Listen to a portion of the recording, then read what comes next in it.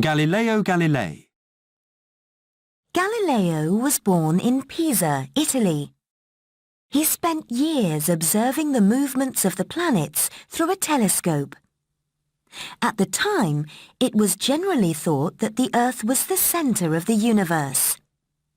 Galileo believed, as Copernicus had done 70 years before, that the Earth rotated on its axis once daily and travelled round the Sun once every year. At the time, this was a fantastic concept and considered dangerous by the Church. In 1633, he was found guilty of heresy and spent the final years of his life imprisoned in his own home. Galileo is referred to as the father of modern science. He paved the way for the separation of science and religion. He said, "All truths are easy to understand once they are discovered. The point is to discover them." They said, "The proposition that the sun is in the centre of the world is absurd, philosophically false and heretical. It is contrary to Holy Scriptures." Charles Darwin. His book, On the Origin of Species by Means of Natural Selection, published in 1859, has been called the book that shook the world. Today, most scientists and ordinary people, with the exception of creationists, accept the theories put forward in this book. Darwin believed that all species, plants, animals, and human beings, were not created individually, but evolved over millions of years through a process of natural selection. The struggle for existence meant that the species that could adapt best were those that survived. These ideas contradicted religious beliefs. People thought that God had created Adam and Eve and all the animals as they were then. It was also believed that the Earth was just 4,000 years old. He said, "The mystery of the beginning of all things is insoluble by us, and I for one must be content to remain an agnostic." They said, "Mankind is not descended from monkeys. There is no point in a world without God." Emmeline Pankhurst. Emmeline Pankhurst is seen as the principal fighter for women's equality in the UK. Women were not given the vote because they were considered to be incapable of rational thought. Their place was in the home. In her 20s, Emmeline Pankhurst belonged to the suffragists, who wanted to achieve equal voting rights for women by peaceful means.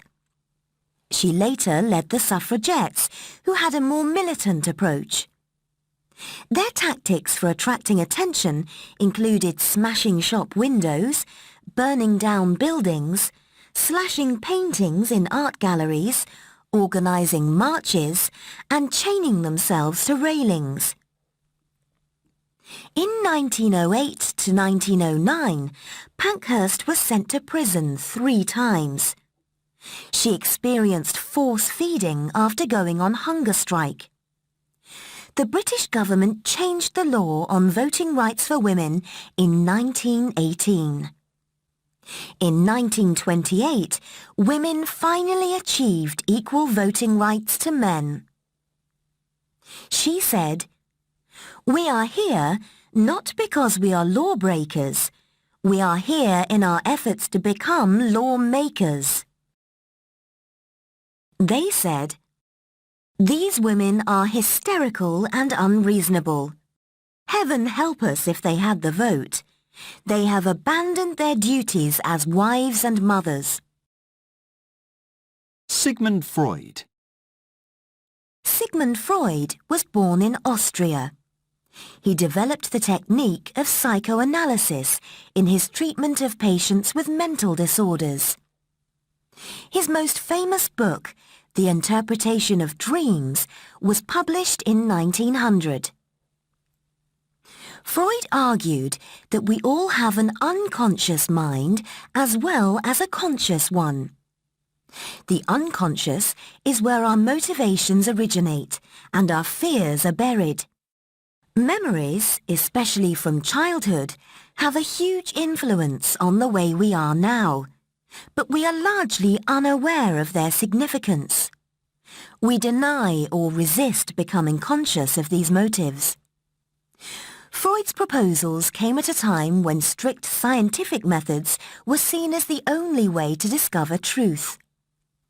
By introducing the notion of the unconscious, Freud undermined the belief that we are in control of our actions, thoughts and behaviours at all times. He is commonly referred to as the father of psychoanalysis, and his work has been highly influential. He said, "The mind is like an iceberg. It floats with 1/7 of its bulk above water." They said, "His ideas are unverifiable. His attitude to scientific research is irresponsible." Elvis Presley. Elvis Presley is known simply as the King. When he arrived on the pop scene in 1956, he introduced a new rhythm to music, sex, language and fashion. Before his arrival, adolescent kids dressed like their parents. Then Elvis shook his hips and changed everything. This new sex symbol mesmerized one generation and at the same time alienated another. Boys wanted to be him, girls fell instantly in love with him, and, most importantly, their parents all hated him. The teenager was born. He did more than anyone else to invent youth culture, and as such he was considered a dangerous threat to society. John Lennon said, "Nothing really affected me until I heard Elvis. If there hadn't been an Elvis, there wouldn't have been a Beatles." He said, "If you like rock and roll, if you feel it, you can't help but move to it. That's what happens to me. I can't help it." They said, "He was an indifferent singer, a mediocre musician, and a totally uninteresting person. In 5 years' time, he will be totally forgotten." Obituary, 1977.